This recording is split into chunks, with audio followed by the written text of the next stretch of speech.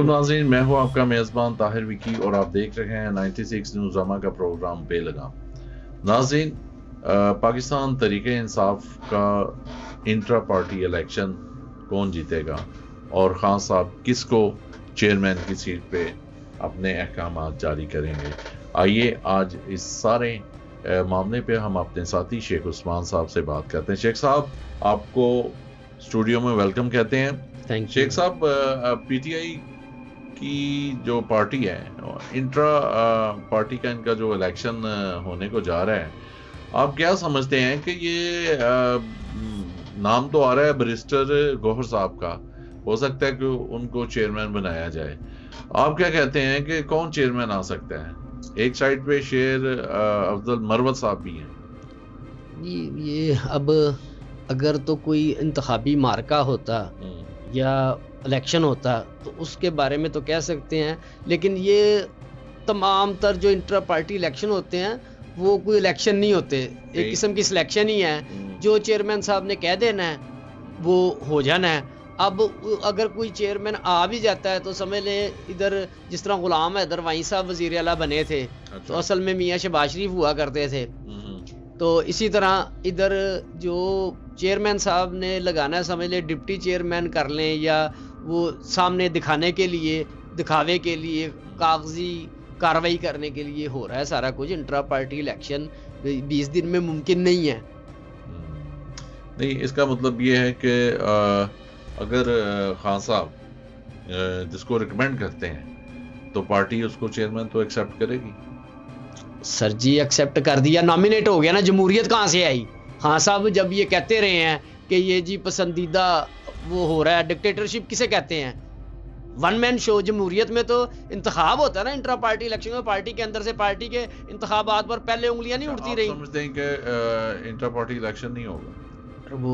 वो जस्टिस वजी साहब हुआ करते थे, उन्होंने पीटीआई के अच्छे दिनों के इलेक्शनों के ऊपर भी बड़े सवालिया निशानात, जो इलेक्शन कमिश्नर थे पीटीआई के इलेक्शन के, उस पर काफ़ी सवालात उठते रहे और हर पार्टी के ऊपर उठते रहते हैं। ये कड़े वक्त की बात है कि जब मियां नवाज शरीफ को पनामा केस की बजाय अकामा में नाहल किया था, लोगों ने मिठाइयाँ बांटी थी, तो हम तो उस वक्त भी कहते थे कि दुश्मन मरे थे खुशी ना करिए, सजना भी मर जाना है। तो अब वक्त आ गया, उसमें उन्होंने कोई कानूनी मोशगाफियों का वो लेकर तो इनको वक्त डाल दिया कि जी आप अपने इंट्रा पार्टी इलेक्शन को कलअदम करार दे दिया गया। उसके नतीजे में इनको ये इलेक्शन नहीं हो रहा, ये खाना पूरी हो रही है।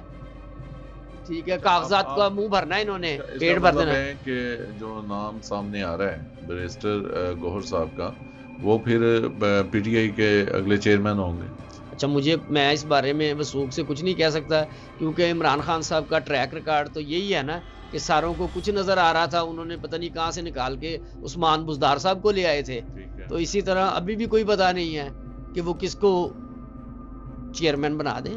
जो तो शेख साहब अगर ये इलेक्शन नहीं करवाएंगे तो फिर इनको तो वो सारा वो सियासी कैरियर तो तबाह हो जाएगा। कौन सा इलेक्शन नहीं करवाएंगे सारे? इंट्रा ये पार्टी का इंट्रा पार्टी इलेक्शन, तो ये जो चेयरमैन नामजद कर रहे हैं ये इलेक्शन थोड़ी हो रहा है, सिलेक्शन ही है, कागजात का हेर फेर है। अच्छा, और वो खानापूरी कर रहे हैं, उन्होंने करके कर देना है। अब इमरान खान साहब की बजाय चेयरमैन आ रहे हैं, जो भी लगाते हैं वो तो वजह टेक्निकल ही है ना कि उनको सजा हो गई तोशा खाना में, अब वो नहीं बन सकते। अच्छा, इसका मतलब ये है कि वो तो बिल्कुल अपना एक नुकरे लग गए हैं, वो तो इलेक्शन भी नहीं लड़ेंगे। फिर जब सजा हो गई तो फिर तो वो गए, और अगर नहीं होती तो चेयरमैन इमरान खान साहब ही होंगे। तो इसका मतलब ये है कि अब मियां नवाज शरीफ साहब को सजा हुई, वो बरी हो गए, अब वो इलेक्शन भी लड़ेंगे। जी जाहिर बात है। ये क्या बात? बस फिर क्या का कानून है सर? कानून से ही कानून, वो कहाँ का कानून था जब मियां नवाज शरीफ को नाजायज तौर पर बेटे से तनख्वाह ना लेने पर सजा दे दी थी। मैं पहले दिन से कहता आ रहा हूँ कि मियां नवाज शरीफ को, मियां साहब को नाअहल करार दे दिया गया था। तो आपके ख्याल में सही नाअहल करार दिया गया था? नहीं, अब ये देखें ना, जो मैं तो नहीं कह सकता इसमें सही था या गलत था। मैं कह रहा हूँ कि गलत था। जिस तरह मैं कहता हूँ, बार बार कहता हूँ कि जिस तरह जुल्फकार अली भट्टो के कत्ल को, फांसी को अदालती कत्ल करार दिया जाता है, जुडिशियल मर्डर का तो वो सही फैसला है। उसकी आज आप जाएं ना अदालत में, किसी को मिसाल दें कि जी 109 में जुल्फकार अली भट्टो को सजाए मौत, तो जज साहब भी उठा के फेंकेंगे। और वो फैसला कैसा है जिसे अदलिया ही नहीं मानती। शेख साहब, इंट्रा पार्टी के चेयरमैन भी आ जाएंगे, इनके जो पीटीआई के सारे रहनुमा, ये क्या करेंगे अब इलेक्शन में, अगर एक साइड पे अफवाहें कुछ और उड़ रही हैं? सर देखें, अफवाहें चलती रहती हैं, अटैक और काउंटर अटैक भी होते हैं, तो ये सियासत का हिस्सा है, ये नर्व्स की गेम है। जो इसे अच्छे तरीके से खेल लेगा वो कामयाब हो जाएगा। सियासी पार्टियों पे अच्छे बुरे वक्त आते रहते हैं। मैंने और देखी है कि पीटीआई में अब वकला बरादरी का रुझान बहुत ज़्यादा हो रहा है। वो बहुत वकला बरादरी के काफ़ी जो लोग हैं वो इलेक्शन फाइट कर रहे हैं। अब ज़रूरत ही वकला रह गई है पीटीआई की। अच्छा, हाँ, जब मुझे बताया ना इमरान खान साहब के दौरे हुकूमत में कितने के वकीलों को उन्होंने इंटरटेन किया था, कितने वकला को एमएनए एमपीए की टिकटें दी थी, कितनों को सेनेटर बनाया था। ये अब ज़रूरत, पंजाबी जी कहते हैं राह पे जाने थे वाह पे जाने। जब मोहतरमा बेनज़ीर भट्टो के ऊपर केसेस बने, आसिफ अली जरदारी साहब के ऊपर केसेस बने, तो फिर आपने बाबर अवान को भी देखा, फारूक एच नाइक को भी देखा, और बड़े बड़े वकील फिर इस तरह आगे आए और उनको सियासी तौर पे अपना ओहदे भी मिले हैं और उन्होंने इक़्तिदार को एंजॉय भी किया। तो अब इसका मतलब ये है कि गेम उल्टी हो गई है, अब इलेक्शन नहीं होना, अब ये सिर्फ सिलेक्शन ही होनी है इसमें। जी, इंट्रा पार्टी इलेक्शन नहीं है, ये इंट्रा पार्टी सिलेक्शन कह सकते हैं आप इसे। तो शेख साहब, आप क्या समझते हैं कि पीटीआई का क्या मुस्तकबिल होगा अगर इलेक्शन हो जाता है? अभी आज के दिन में तो इनके लिए हालात कोई इतने साजगार नहीं है। अब पीटीआई को भी अपनी पॉलिसियों को बेहतर करना होगा कि तसादम किसी के भी हक में नहीं है, ना वो खुद बजाते खुद पीटीआई के हक में भी नहीं है, मुल्क के लिए भी बेहतर नहीं है।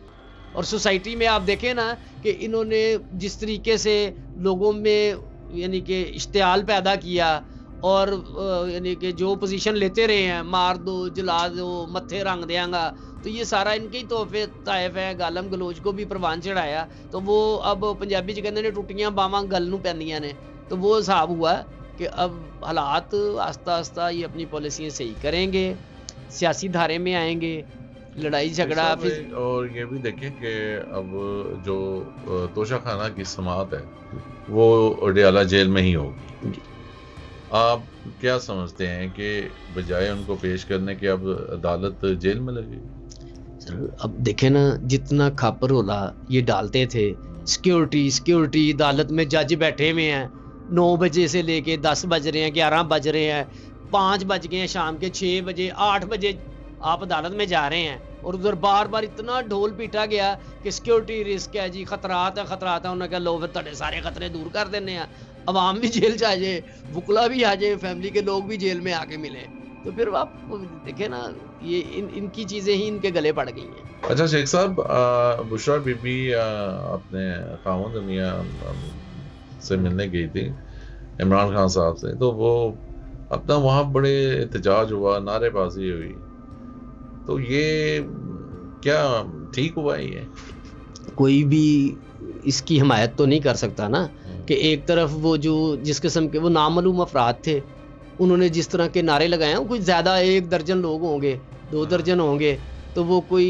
इतनी बात नहीं है, लेकिन इसकी मजम्मत ही की जा सकती है कि अगर वो कह रहे थे कि अगर उन्होंने निकाह कबल वक्त किया या जो भी मामला था वो अदालत में है, उसमें आज भी बयानात रिकॉर्ड हुए हैं, वो निकाह खान साहब के, मुफ्ती सईद साहब के, और बाकी मामला चल रहे हैं, तो ऐसे रवैये की कतन भी हमायत नहीं की जा सकती कि आप देखें ना सिक्योरिटी की वजह से समाज जेल में हो रही है, तो अगर जेल के बाहर ही इस तरह का कोई जलाओ घराओ या उनको नारेबाजी करेंगे मुखालफ, तो ये नामुनासिब रवैया है, इसकी किसी तौर हमायत नहीं की जा सकती। तो शेख साहब, अब देखें पार्टी में जितने भी लीडर थे, जितने भी अपना ये सियासी वर्कर, तो अब तो कोई नज़र ही नहीं आता।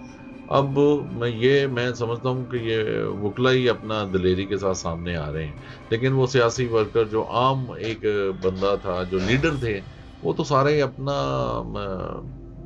पर्दा के पीछे चले गए। अब हालात को तो देखें जी, हालात के मुताबिक ढालना पड़ता है। तो अभी मौजूदा हालात में सीनियर कानूनदान है और वो लड़ाई लड़ रहे हैं पार्टी के लिए भी। असल में महाज तो इनके लिए सियासत तो हो ही नहीं रही पाकिस्तान तहरीक इंसाफ की तरफ से, वो तो कानूनी महाज में उलझे हुए हैं। अब ये जो बात अभी इससे पहले हम कर रहे थे कि जो नारेबाजी हुई है, तो उसका भी देखे ना, ये इन्होंने ही रवायत कायम की कि मियां नवाज शरीफ के उधर फ्लैट्स के बाहर रोज़ गालम गलोच नारेबाजी करते थे। अगर वो खातून मरियम औरंगजेब किसी रेस्टोरेंट में गई, उसके साथ बदतमीजी, और ये इस तरह की चीज़ें नामुनासिब है। लेकिन इसका आगाज़ मादरत के साथ इन्होंने ही किया था। मैं समझता हूँ ये मकाफात अमल है। मकाफात अमल ही कह सकते हैं ना, कि अगर जो आप लोगों ने ट्रेनिंग की लोगों के घरों के ऊपर, लोगों के खिलाफ नारेबाजी पब्लिक प्लेसेस पे, तो सियासत का मुकाबला सियासी मैदान में करना चाहिए। वो अब मैं या आप कौन फैसला करने वाले होते हैं? चोर चोर चोर, अगर कोई चोर है तो उसके खिलाफ लीगल कार्रवाई करें ना। दुनिया में कहीं इस तरह नहीं होता। तो शेख साहब, अब ये इसका जो पाकिस्तान तरीका इंसाफ है, मुस्तकबिल क्या है? मुस्तकबिल तो देखें, अब इनकी आइंदा का लाया अमल इसका तयन करेगा इनके मुस्तकबिल का, कि ये क्या स्ट्रेटजी बनाते हैं। अभी देखें ना, इलेक्शन में हिस्सा क्या भी है तो क्या कहाँ हद तक जा सकते हैं? सर बात ये है कि अब इमरान खान साहब अंदर हैं, वन मैन शो पॉलिसी है। अब इनको चाहिए कि एक कोर कमेटी बना दें 5, 10, 20 लोगों के ऊपर, जो मामला को चलाए। इस तरह नहीं हो सकता कि वो अब इमरान खान साहब अंदर से बैठ के ग्राउंड रियलिटी का उन्हें नहीं पता। वो फैसले होंगे अभी जब ये हल्का बंदियों के बाद टिकटों की तकसीम का मरला आएगा, तो आपको पता है कि एक टाइम पे तो लोगों ने कैंप लगाए हुए थे टिकटों के लिए, और एक एक हल्के में 10-10 उम्मीदवार थे। अब यानी कि टिकट लेने वाला कोई नहीं है इस वक्त।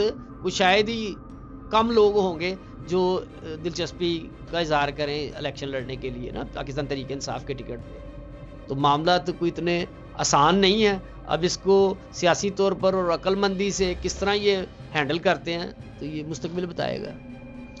तो शेर अफजल मरवत भी तो है ना, वो बड़ी उन्होंने स्ट्रगल की है पीटीआई के लिए, तो वो उनका नाम क्यों नहीं सामने आ रहा चेयरमैन के लिए? बस अब किसी का भी आ सकता है। अगर आपको पाकिस्तान तहरीक इंसाफ और इमरान खान साहब से ये यकीन रखना चाहिए, वो कुछ भी किसकी कौन सी नाइंसाफी किसी की जागीर है कि वो मुझे चेयरमैन नहीं बनाया तो नाइंसाफी होगी। इस तरह नहीं होता सर। अब हम ये देखेंगे कि वो किसको बनाते हैं, चेयरमैन साहब क्या फैसला करते हैं। ये इन्होंने बेसिकली तो वो कागजात का पेट भरना है, इलेक्शन कमीशन की रिक्वायरमेंट को पूरा करना है, और अल्लाह खैर सल्लाह। अगर पीटीआई के चेयरमैन इमरान खान साहब को अगर बाहर जाना पड़ जाता, तो फिर पीटीआई का क्या मुस्तकबिल होगा? मकाफात अमल सबसे ज़्यादा तनकीद का निशाना बनाते थे, तो इसके बाद तो फिर टाइम टाइम फिश ख़त्म, प्रोग्राम तो बढ़ गया भला हिसाब होगा। जी शेख साहब बहुत शुक्रिया। अच्छा, अब मैं जाते जाते आपको एक अच्छी खबर आई है कि बिलावल भुट्टो की शादी से मुतल्लिक ख़ानदान में मुशावरत शुरू हो गई है। अच्छा। और मोहतरम आसिफ अली ज़रदारी तो जल्द अज जल्द चाह रहे हैं कि बिलावल की शादी हो, जिसमें इनकी फुफ्फियाँ और खाला वगैरह आपस में मुशावरत का अमल बहुत ज़ोरों शोर से जारी है। तो इंशाल्लाह ताला सियासत की गर्मा गर्मी से हटकर कोई अच्छी खबर भी आने वाली है सियासत में, कि अगर बिलावल साहब की शादी होती है, अनकरीब होती है फैमिली में, और रिश्ते वगैरह काफ़ी वो शॉर्ट लिस्ट होना शुरू हो गए हैं। जी नाज़रीन, उम्मीद करते हैं कि आपको आज का टॉपिक भी हमारा पसंद आया होगा, और हमारे चैनल 96 को सब्सक्राइब और लाइक करना ना भूलिएगा। इसके साथ ही मुझे और शेख उस्मान को इजाज़त दीजिए। अगले प्रोग्राम में एक नए टॉपिक के साथ फिर मुलाकात होगी। अल्लाह हाफिज़।